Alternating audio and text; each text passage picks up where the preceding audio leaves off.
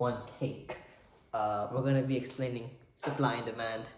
Now, supply and demand is a fundamental economic concept. So no matter where you go in the world or what field you study in, I recommend you have to know these concepts because this can be applied to anything, whether it be jobs, medicine, or just basic farmers market stuff.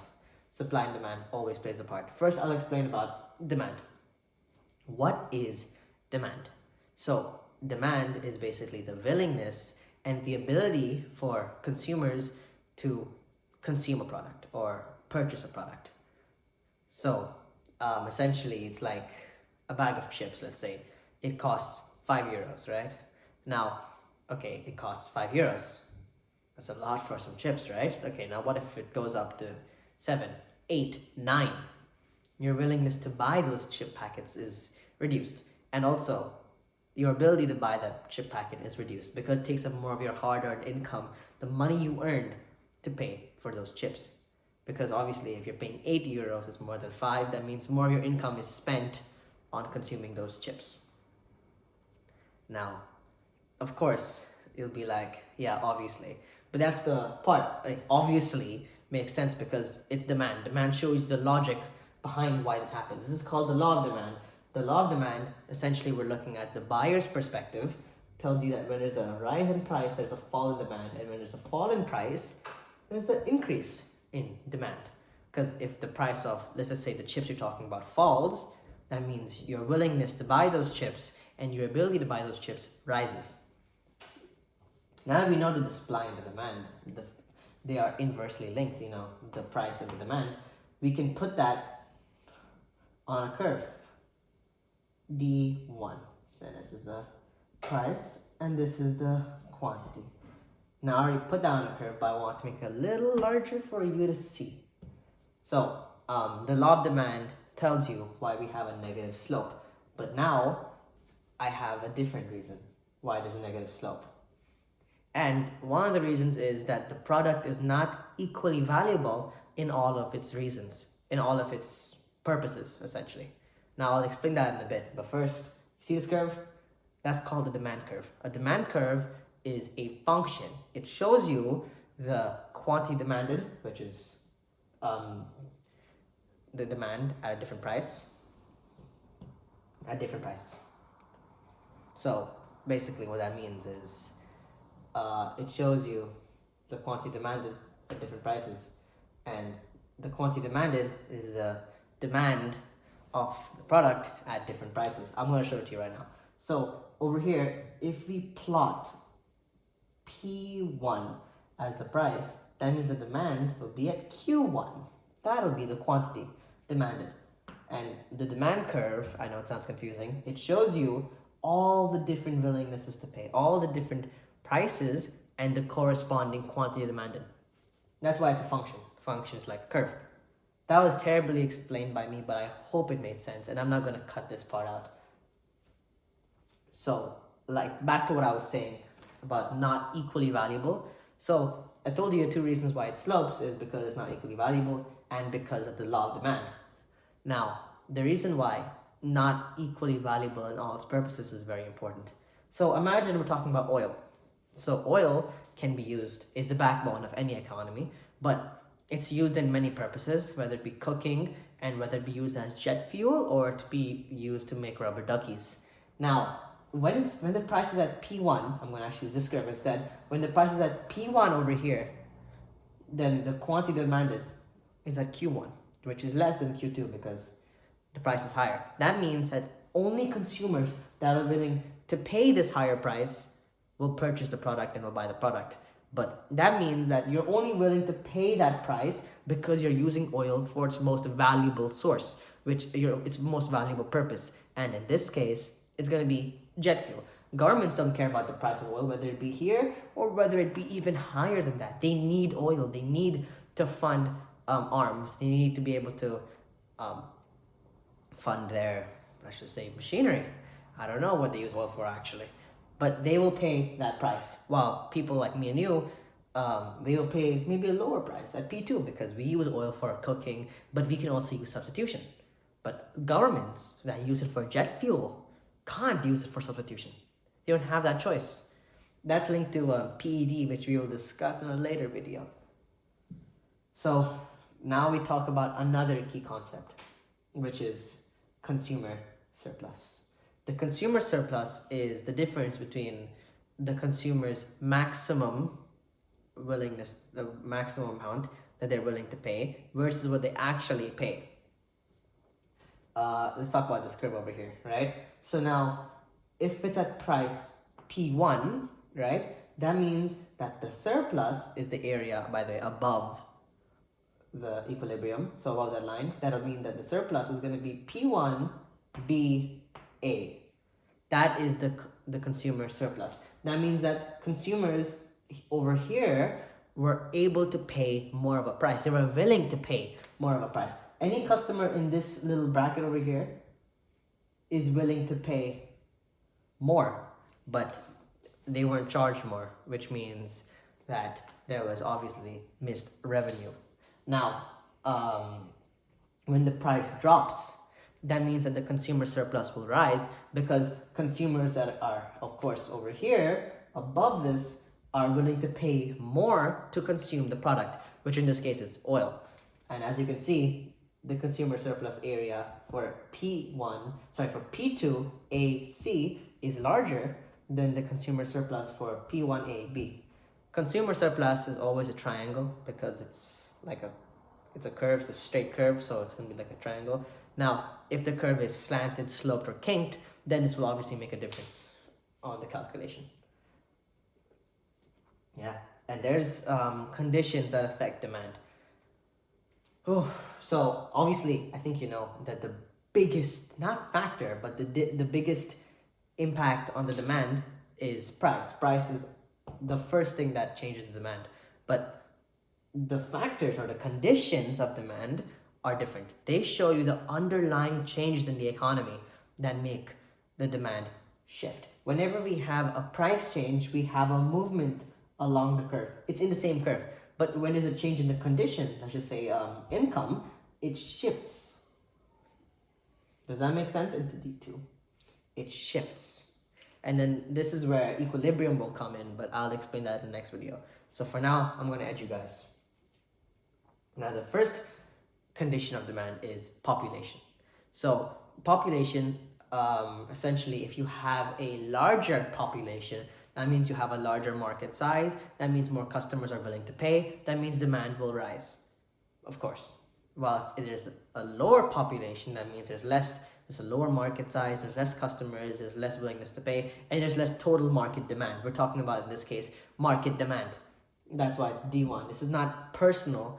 This is not per customer. This is market demand we're talking about right now. We're talking about markets, the free market. Now, income. I think this is kind of self-explanatory. If you have more income, you have a higher willingness to pay for literally every product. Imagine your income goes up by 2,000 euros. You will definitely buy more meat. You will definitely buy more expensive shampoos and conditioners because, you have more income. But if it's lower, if it's less, then you're not going to buy that new iPhone for sure. And you're not going to go on a shopping spree anytime soon. You're going to reuse the same clothes because you have lower income. You have less to spend.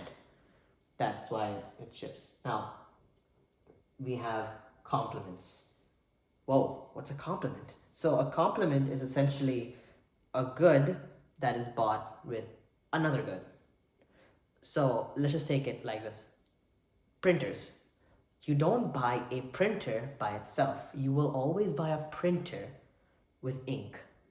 Never by itself, because you can't use the printer without the ink. So a complement essentially means that it's like an add-on. It's like a good that is necessary to be... Oh, how the hell do I explain this? Come on. No, I have no idea. I don't write this down. So a complement is basically a linked good. They have a joint demand. You can't use one good without the other. That's what the complement means. Razors and the actual shaver itself, that's complement. Or in this case, printers and inks are the best example I can give you. There are way more complements in this world, but these are the only two that I can think of at the top of my head. So if there's a higher price for complements, that because they're enjoying demand, that means that there will be a fall in the demand for printers. Even though that the price of printers didn't change, the price of the ink changed. Would you buy a printer if the ink price went up by 100 euros? No way you wouldn't do that. No way. Okay, now what if the ink was cheaper? What if there was cheap ink? Oh, hey, cheap ink, I don't mind doing that. That's fine. So that's what a complement essentially is. But for the life of me, I can't explain this. I didn't write this down. Sorry. I'm new at this. Substitutes. This one I can explain to you. So a substitute is basically a replacement for the good that you were buying. Let's just say you're buying oil. Now there's many kinds of cooking oil you can buy. There's olive oil, there's avocado oil, there's coconut oil, and all those oils are substitutes for one another. You can always use them for its different purposes, right? Now some people will say, oh, but olive oil has a high smoke point or something. Avocado oil, oh, it's healthier. Okay, those are the people that are willing to pay that higher price. That, you see what I mean? There's a difference in value. They're like, oh shit, the scope of the market is less. Oh shit, I need to have avocado oil. It's so much cheaper. That's why they're willing to pay that higher price of P1. But consumers who aren't willing to pay that price, who are willing to switch to butter, who are willing to switch to a different kind of oil, will not buy the good, and they will be excluded. They will not buy. They will substitute it. That's why if the price of a substitute falls, that means the demand for the product that you are about to buy will also fall.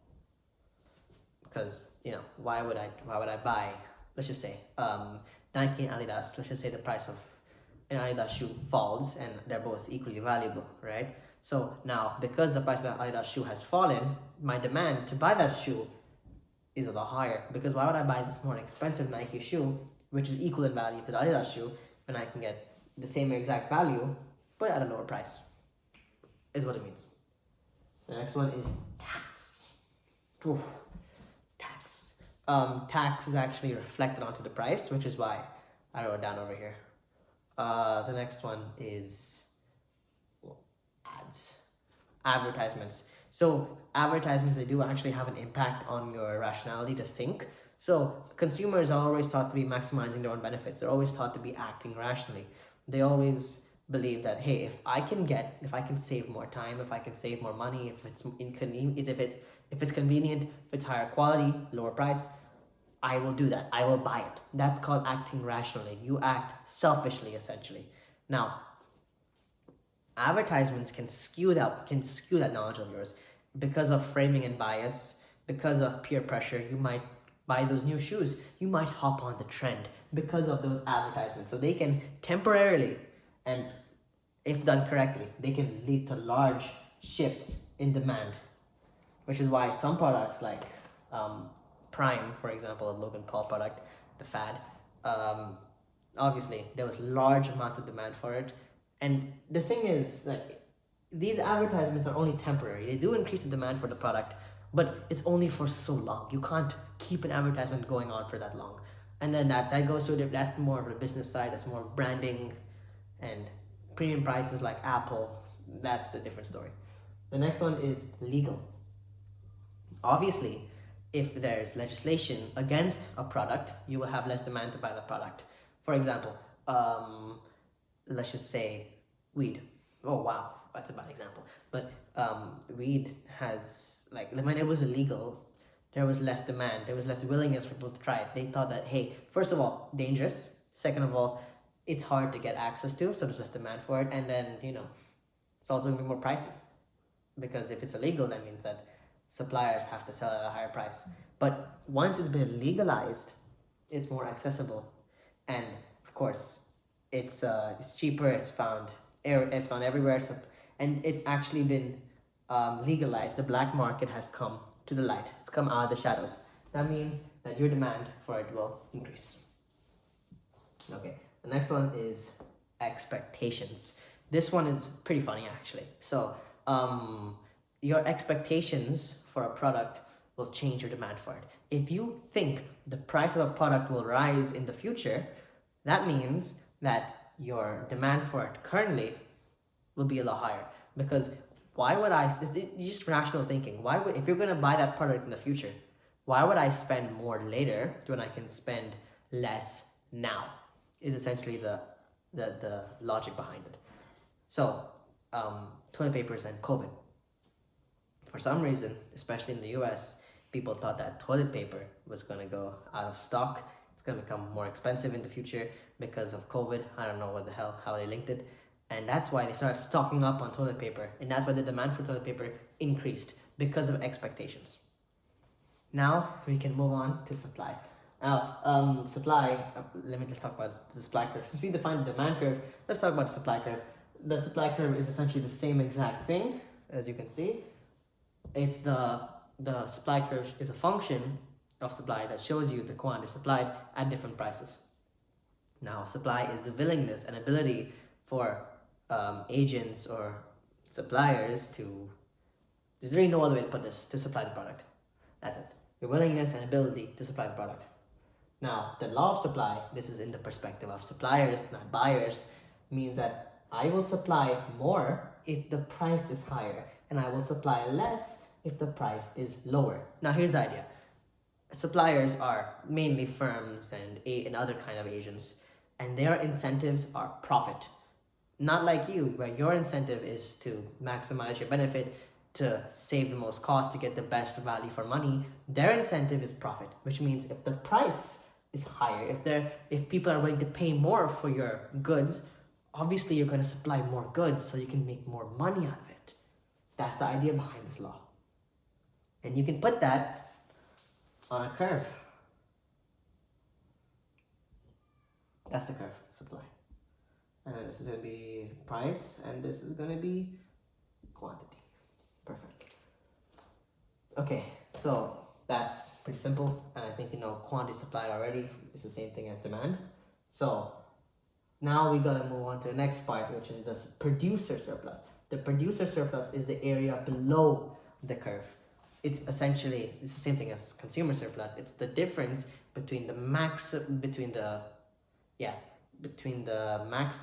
lowest price that producers are willing to pay to supply the product and the maximum and the price they are actually paid.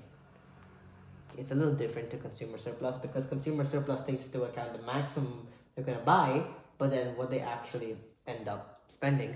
And producers is the lowest they're willing to supply and what they actually end up supplying at. For example, here, a supplier might be willing to supply over here at this price, but hey, the price is at P1, right? So that's cool. There's a difference.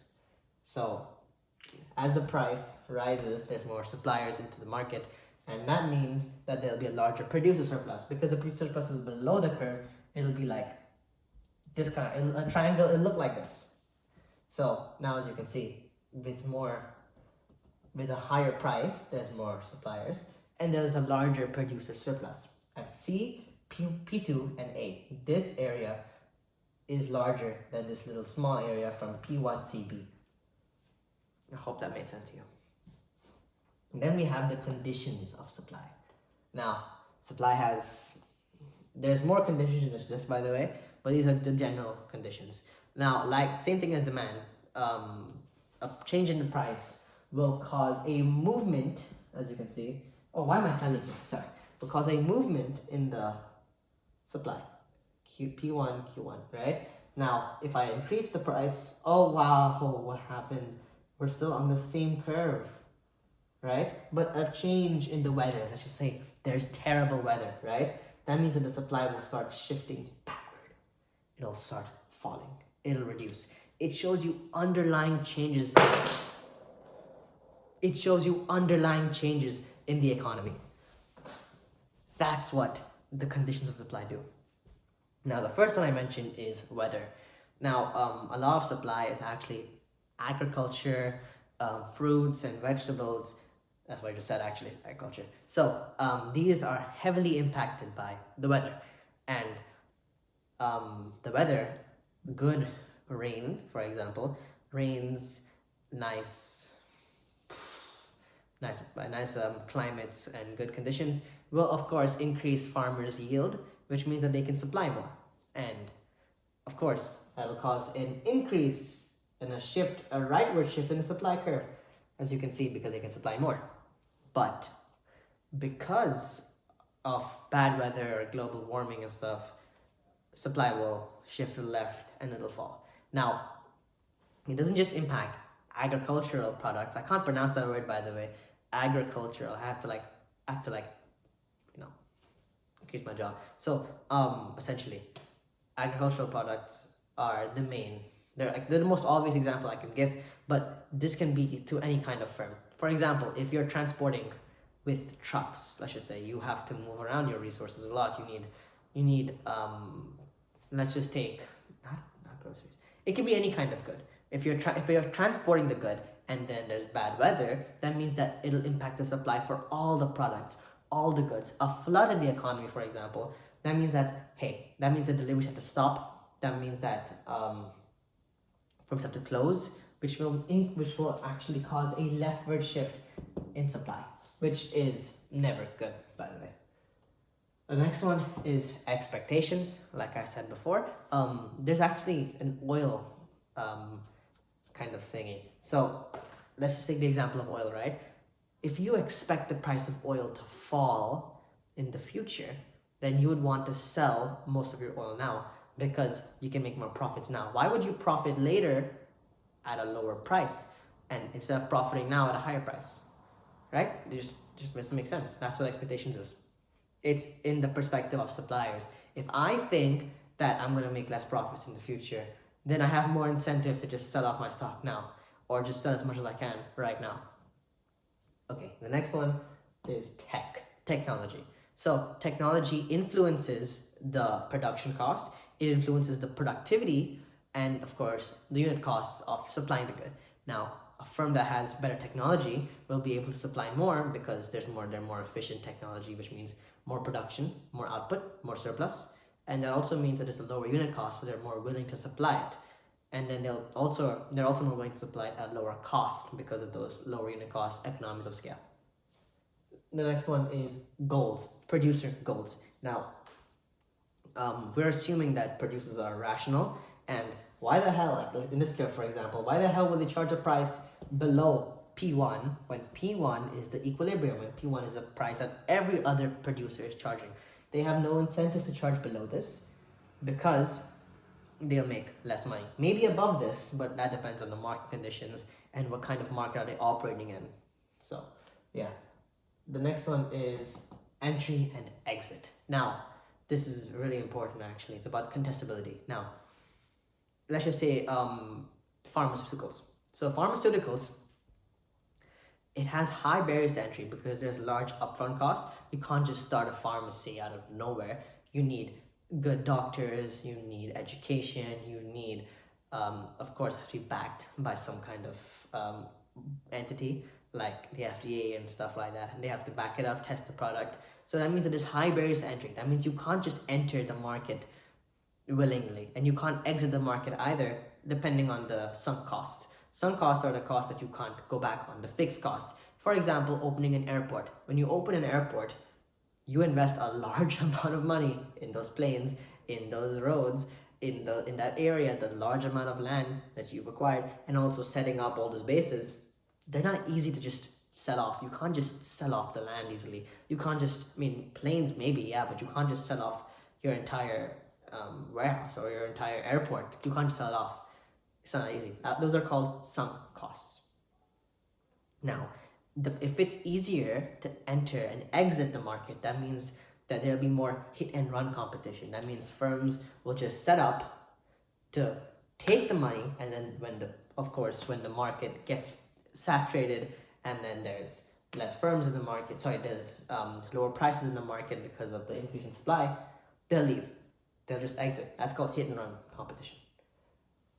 The next one is tax and subsidies. Now, taxes and subsidies have a major role on supply. So, taxes are reflected on the supplier. If they're taxed, that means that the production cost will rise, which means that they have less incentive to produce. Because if they overproduce, then they'll make losses, and at the same time, they don't want to produce too much because then they'll make it'll just be higher cost. So they reduced. What's the logical thing to do? What's the rational thing to do? They reduce their supply. if that makes sense. And subsidies actually encourages production. It encourages supply because, for example, you're producing pens, let's just say, and you get a government subsidy because of students. Students need pens. Students need pens at cheaper rates, so they subsidize you. That means that you're seeing lower production costs compared to rivals, or you're seeing lower production costs in general. So of course you have more of incentive to provide more of these subsidies, and that's it. Producer cartels. Now back to the oil example. There are countries, I think, that produce oil and they have large amounts of surpluses, and they restrict this oil. I don't know if it's the OPEC. I think it's OPEC or OPEC. I can't remember, or maybe something else. But either way, it's a cartel, and it's Saudi Arabia, has Russia, has UAE. They essentially restrict the supply of oil so that they can charge a higher price for the oil.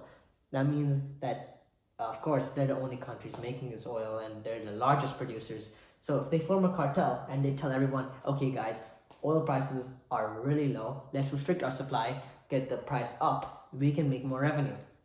And they all agree. Because who else are you going to turn to for oil, huh? You got no one. The next one is opportunity cost. Assume you're a farmer selling wheat and barley.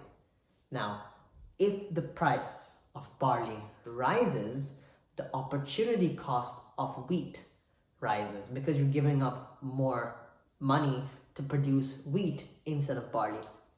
If that makes sense to you. I think I explained that very well, actually. So essentially, if the opportunity cost of a good rises, then farmers, or in this case suppliers, are more willing to switch to the next product, which is also what influences supply. Because why would they supply wheat when it's less profitable, less valuable in the consumer's eyes than barley? Right? Doesn't make sense. So they will obviously switch production. That, hey, if I can make more money selling barley instead of wheat, then they'll switch. That's why it's opportunity cost. Opportunity cost is the foregone benefit of the next best alternative. If not wheat, then barley. And if not barley, then something else. Keeps going. Those are the supply and demand. I don't know how long it took me to explain this, and I did definitely overcomplicate things compared to the other YouTubers. Hopefully, I get better at explaining these topics. Shout out. I gotta do a shout out every video. Shout out to Dad. My dad's sick right now, so hope he gets well soon, and I'm gonna get a job, hopefully soon. Bye.